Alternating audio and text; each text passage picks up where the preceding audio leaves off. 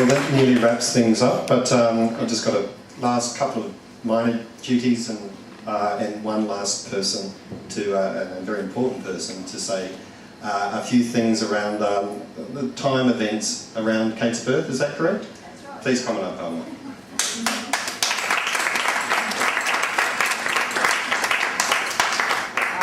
Okay, like John, and look, I'm sorry, I don't use these things. Can you hear me if I just speak normally?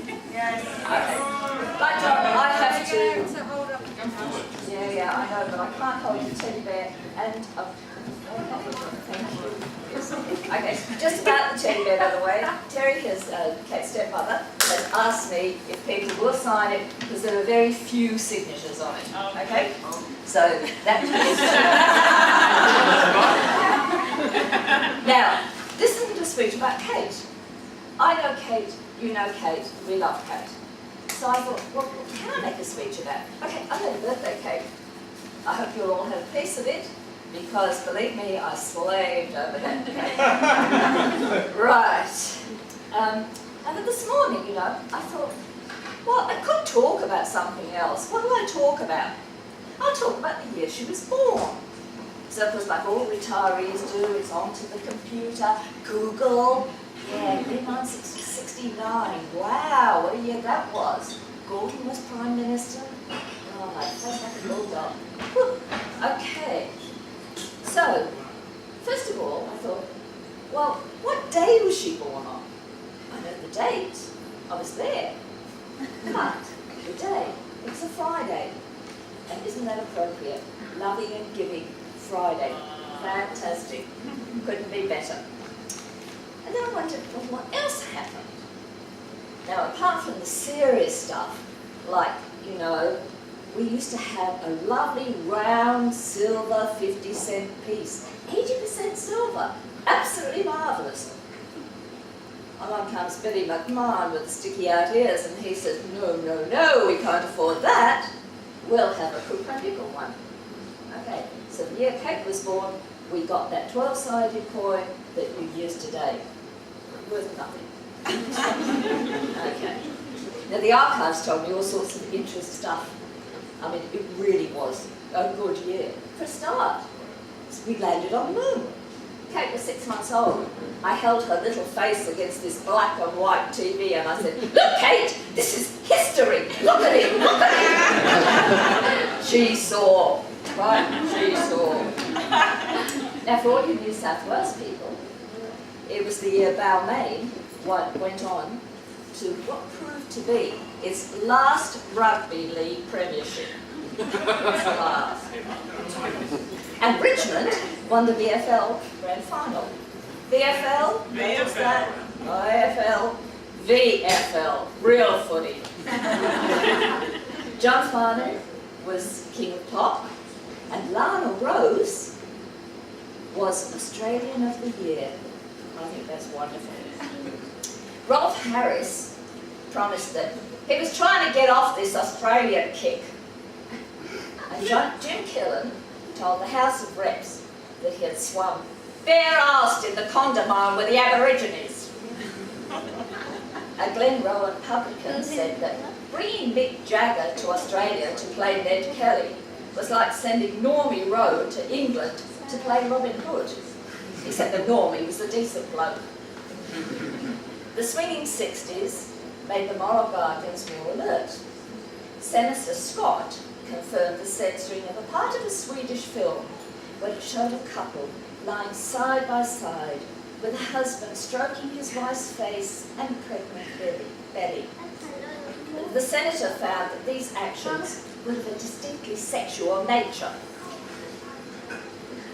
Boys in the band defended, especially those who had no intention of seeing the show, and the onstage nudity of the rock musical Hair provoked Queensland Minister Russ Hines to claim it was a play for the sexually depraved, homosexuals, lesbians, wife swappers, and spiffs.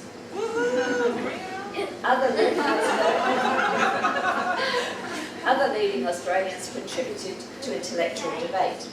Alan Fairhall said that the Vietnam War was inevitably moving towards an unpredictable end at an indefinite date. And by the way, when Kate was just a baby, we went, Kate and I that is, we went up to Northland where La Trobe students had organised a demonstration, and we stood there with those students. So Kate, you were there.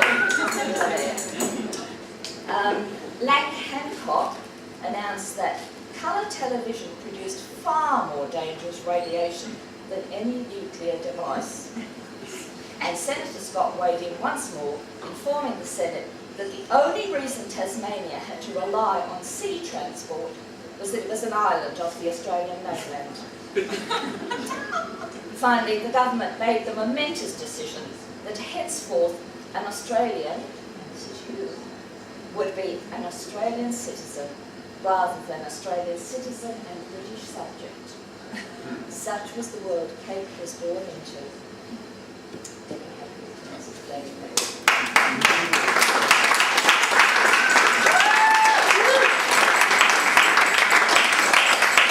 Thanks very much, Velma. What goes through my mind is what I might be saying one day when my own daughters turn 40 and I have to talk about what happened this year, and to be honest, I suspect it's just going to be a blur. The final speaker is, of course, Kate herself, so I'll just ask her to come up and say a few words.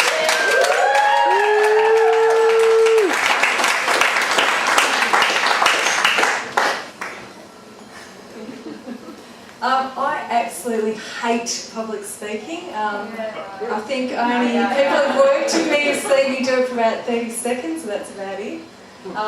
My 18th and 21st, I avoided it completely, but I figure maybe I had to do it this time.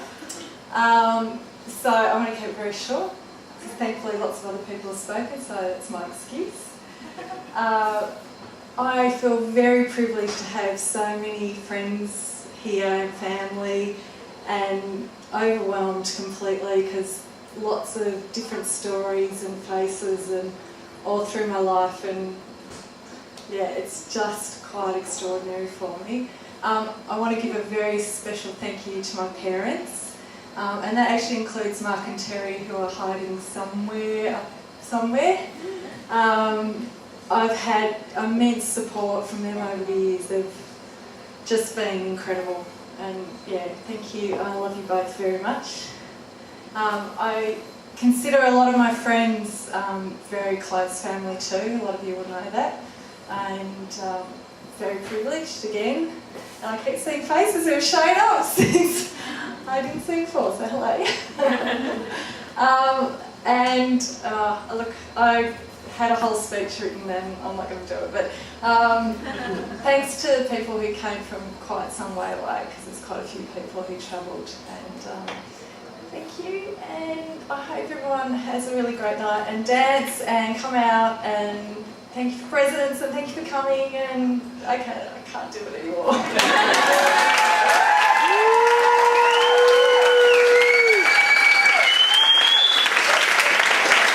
Last but not least, I'm going to ask Ian to propose a toast for Kate's birthday. If everyone would grab a drink, I'd like to propose a toast to Kate in recognition of the great times that we've all shared with Kate and anticipation of the good times to come, starting tonight. Kate, hip hip! Hip hip! Hip hip!